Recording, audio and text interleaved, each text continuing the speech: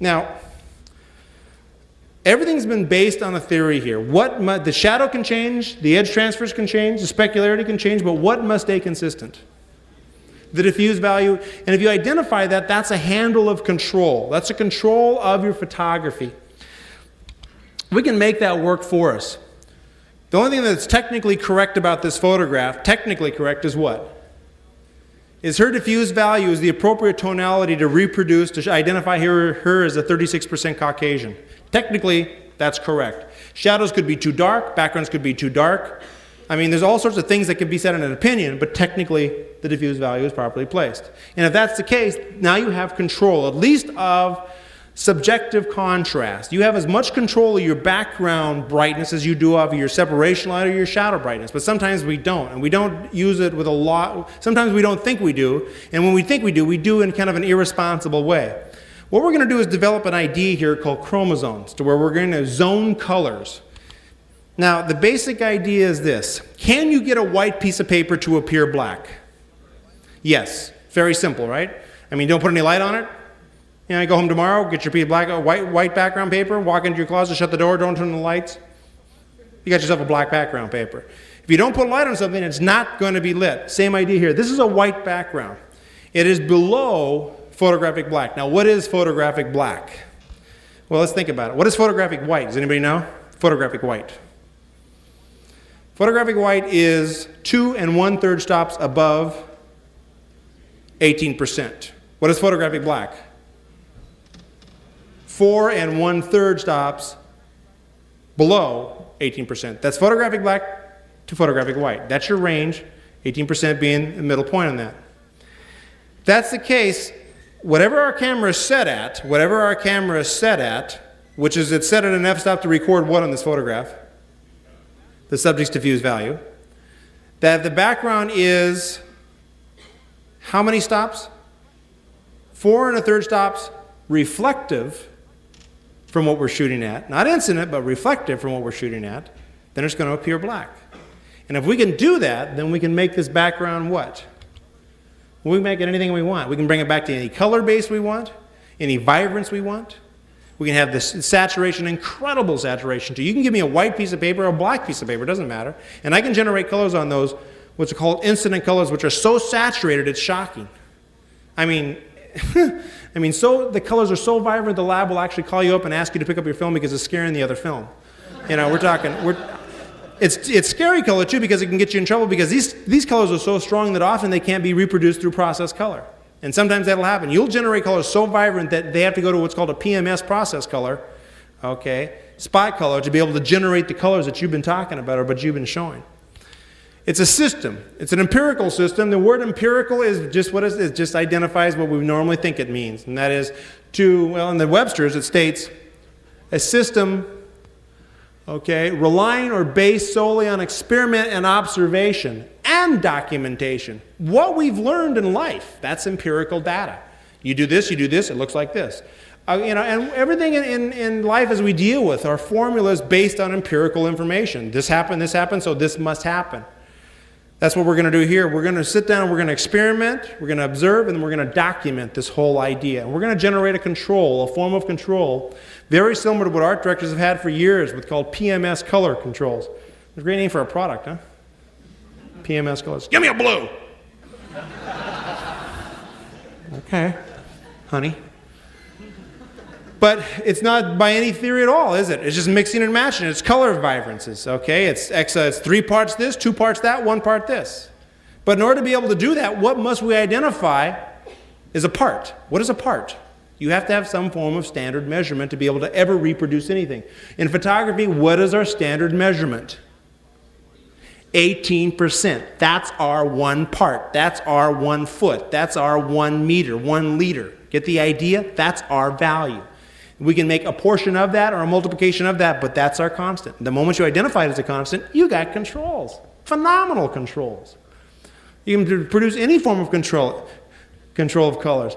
They did it with PMS color. We're going to do it with light, color gels, and electromagnetic radiation, and ectochrome.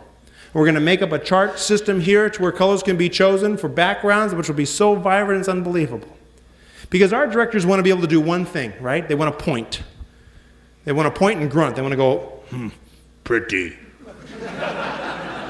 Me like. You give me give you money.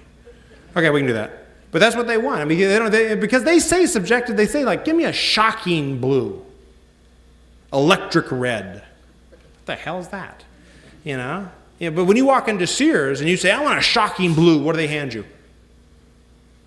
They hand you a swatch. They go, pick it. Oh, fine. I want that one. Oh, you want a 23 Sigma 4-6 blue. Huh, we're out of it. You know? In fact, they never had it, did they? What'd they have? They had all the parts to put it together to make it. Well, we're doing the same thing. We don't have these colors in our studios. We have the machinery to put it together and make them happen. We're going to mix them. And it's like magic. It's a ball. But the colors are strong, vibrant. Off of a white piece of paper, these are the colors that would be generated. Okay? Colors so pure that it's weird. It's like almost like somebody painted your film. Okay, and if you listen to it, you can produce colors that are so strong it's beyond comprehension. But so let's go through the system, let's go through the idea, and let's make it happen for us. Let's make it work for us. Let's make it work. So we can identify how much power, when we do a shot like this, how much power do we pump through a strobe at a black piece of paper, okay? Do you know right now how much power you need to pump through a black piece of paper 3 feet away with a parabolic, with a honeycomb grid at f16 to generate just the shade of gray that the art director wants to be pretty? And that's the system you're doing. To make it to where you have control. You have control. And that's what we want to happen here. So they can choose anything they want there. When you shoot a liquor ad, how much power do you pump through a piece of plexiglass that's the strobe's 2 feet away with a Roscoe gel over it? You're shooting it at f64. Do you know exactly how to get the first exposure to have just the color that the art director says, I want this one? Well, let's do it. Let's make the system. Let's put a handle on it, make it work for us, and make it work for us, and have a tremendous amount of control from it. So, what we're going to do is we're going to make that chart. Okay, make that chart. Start out with a strobe, white piece of paper. Okay, white piece of paper. Okay, in this case, it's a piece of foam board, power strobe. Okay, and then a meter, Minolta 4. I think it's one of the best meters in the world until you drop it. And then it's the stupidest meter in the world. I don't know if you've ever dropped one of these things, but it's like you pick it up and take a light meter reading after you do that, and it goes, that was bright. You know? Maybe you ought to shut down, huh? And then it gives you all these f-stops to choose from, you know. It's the only LED readout that'll say bracket, you know. Come on, buddy, you got 36 chances, go for it, you know? Just, you know? You got multiple apertures, don't pick on me, you drop me. But actually, they are pretty durable. But I don't know if they're not waterproof. I don't know if you've ever dealt with. I mean, they aren't waterproof at all. It's really, well, I shouldn't say they are. I mean, they are a little bit. They went with me though. I was doing a shot down at Mission Bay, and I was like in my artsy mood, you know, with the beret and the whole bit, and talking a little in French, and shooting fashion that day. And when they mail them to you, they mail them with these stupid little straps that they snap on the bottom. Which who knows why they do that? Because you just get yourself in trouble. But I put it around my neck. It's like I will put it on my neck and look artistic, you know. And I'm there and I'm shooting, and this model's out in this little boat in Mission Bay, and I'm getting on like about this high off the water, and I'm going, do, do, do, do, and this model in this boat goes, Is that supposed to be in the water? And it's like, you know, you got to go, yeah.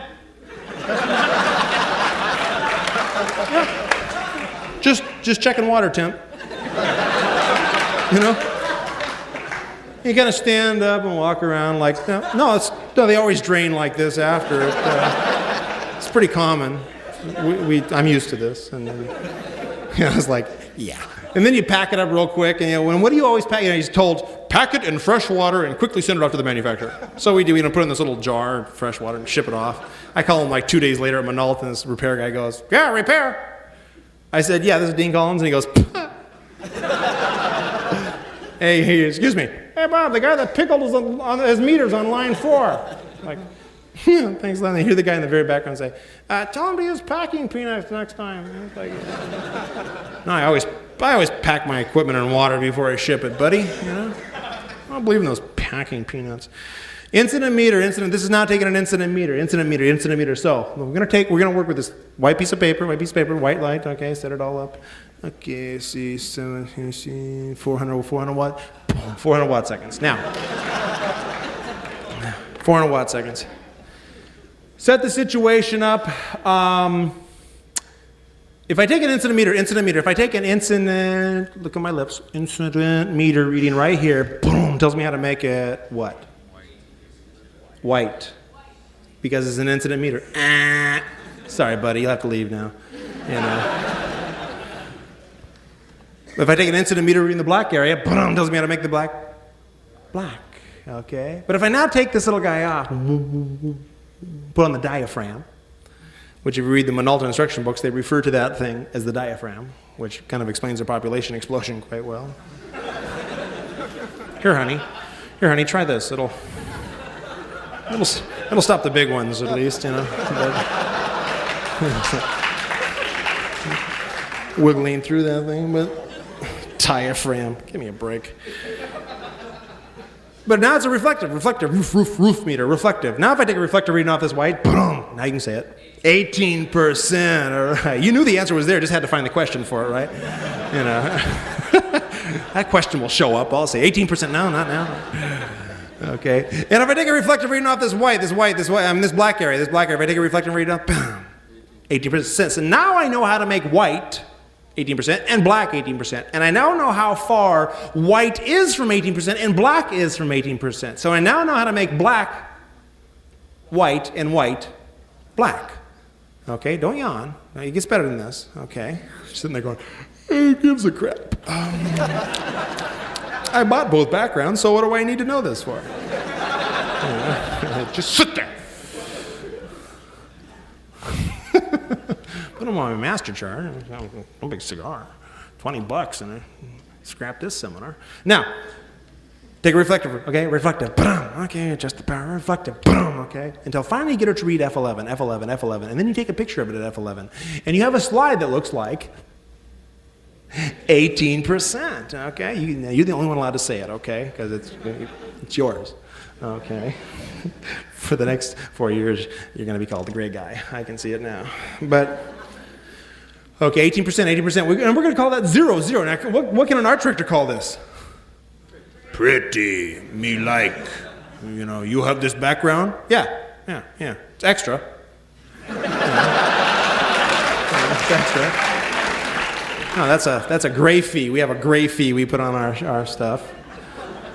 18%, 18%. Fine. So now let's do this. Double the power. What's the new reading going to be? Come on.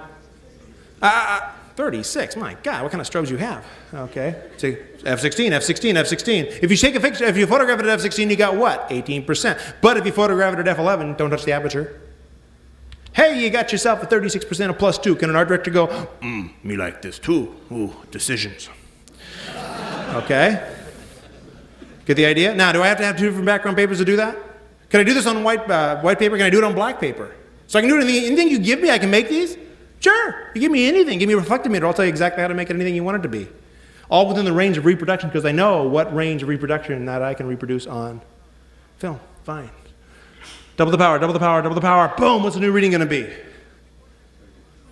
22 photographed at F11 gives you what? 72% +2, all right, light gray. Do you need to go any lighter than that? No, just call it white. Okay, don't know what that means. Double power, cut the power now. Back up. Cut the power back down to F11, and then cut the power in half. Bam, what's the reading going to be? 8 photographed at F11 gives you what? 8 reflective, photographed at F11 on your camera gives you 9%. Can't say darker. Darker. Hey, all the rocket scientists in the front, please. I mean, darker. What is this like? Art director, huh? There's an AD in this room. He snuck in. Just kidding you. Okay. 9%. Okay. Now, cut the power in half again. Cut the power in half bin. It's going to be F. 5, 6. Bam! Take a picture at F11. Even darker. Yeah, okay. An even darker one. Yeah, that's what you can write underneath yours. Darker, even darker, and darkest. Okay. -2. There it is. Fine. Boom. You got it. Rock and roll. You can generate this off of what? What can you generate this off of?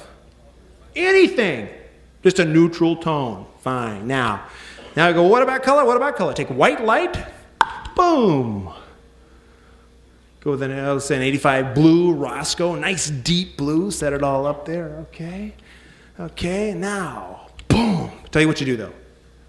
You get it to read F11. But instead of changing power, if we just want to do this, what can you do? Don't change your power. Change your aperture. Open up a stop, +1. Open up another stop, +2. Okay, shut down a stop, even darker. Okay, shut down another darkest yet. Okay. Boom, boom, boom, boom. Fine, you got them. No problem at all. That's why we started at F what? F11, because it's where? Middle of the lens. You start this thing out at F4. I mean, at F11, it's like, no problem. But if you start at F4, it's like, You're stuck, buddy. Give yourself a little latitude ski there. Okay, so what do we got? We got blues. We got blues. Okay, fine. Now change the gel on the strobe. There. Now you have a red gel. Same thing. Get it to read F. Boom. What?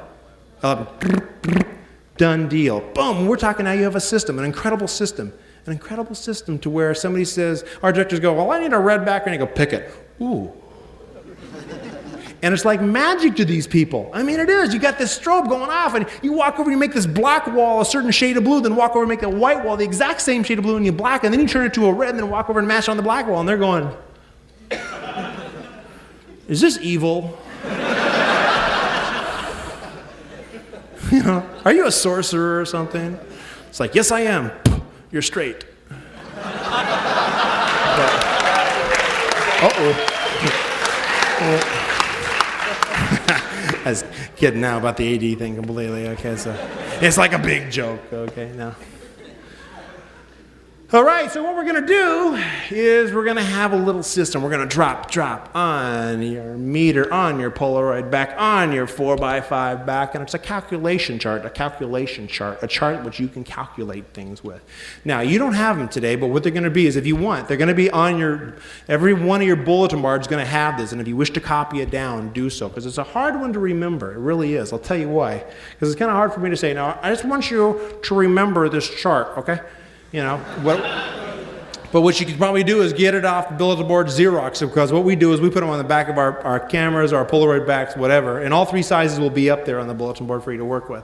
Okay? But this is how the system works. It's a very simple system to work with. Here's our situation. Subject incident read and reads a certain f-stop, okay? Certain f-stop. Our director says, okay, we want a -2. Why? Because the background is total black. But what he wants in the final magazine is a dark gray. Well, photographic black is 4 2/3. Lithographic black for magazines is 2. Okay? Actually, 2 1/3. Really, 2 1/3 is lithographic black. That's about as dark as you can get. So dark gray in a magazine is going to be how many stops below 18%? 2. And black is going to be 2 1/3. So if you're going to go with a dark gray, this is what you got to do. They say, well, you got to have to go to a -2. So what are you going to get the background to read reflective? Well, here are all your choices. Which one are you going to choose? You have to ask me a question. What are you shooting at, Collins? Okay, well, let's go to the center area. It says camera aperture. I'm going to shoot at, boom, there, 16. My camera set at f16. An incident meter was taken right here. It said f16. Okay, f16, set the camera to f16. Get the background to read what then? 8. When the background comes up to a reflective 8, you have now stained the background to a -2. When it reproduces, it'll be a dark gray. Here's the problem. Our directors are going to look at that. You know what they're going to say? No, I want a much darker gray than that. Then you have to buy and this is where it gets tough. You'll get it when it's reproduced. Okay? Because I learned something. If an AD says, this is exactly what I want, when they look at your chrome, you're in trouble. Because they can't reproduce that chrome. And there's no way in the world. They cannot reproduce full range. So you have to compress the information and then let the contrast expand it for you in the inherent process. It's like playing golf. Do you hit the ball directly at the hole when you putt? You have to think about all the hey, how many things you have to think about to say, okay, I'm going to hit the ball that way. And when all the principles come together, you accomplish your goal, and that is to drop the ball in the hole. But everything has to be from here to there. You have to think about that when you shoot a chrome. What is the trick? You don't just give them the chrome and say, okay, buddy, it's your problem now. I had a hard enough time taking it. Now it's your turn to try to separate it. Norm Sanders, a great lithographer, once said, that's like the two of us being in a boat that's sinking, and one says, why should I help bail the leaks that you're into the boat? Okay, we're all in this together, folks.